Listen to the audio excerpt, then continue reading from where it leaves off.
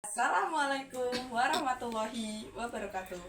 Perkenalkan, nama saya Sanita Skia Lutfiana dari kelas 9G absen 30. Pada kesempatan kali ini saya akan membaca sesorah dengan judul Piyung. Piyung, rikala semana aku ora jaluk, sampeyan uga ora celuk-celuk. Jebul sang urip nitohno, awake dhewe gatuk. Sampeyan kawistara matuk, ora aborsi kang banget dibedoni, awit kang murbeng dumadi orang rilani.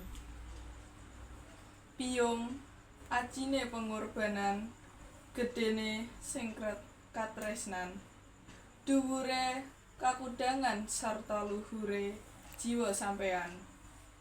Tan bisa pineta nang basa tanpa pepindahan, ming tumrap sampeyan kabeh kuwe jejer kewajiban, netepi ayahan kang dadi sesanggupan, ora pamrih untuk sesuloh, ora metung nandur bakal ngunduh.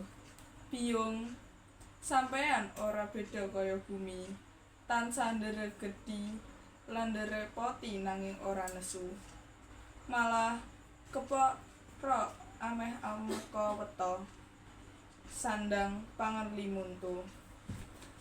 Sekian sesorah dari saya. Terima kasih.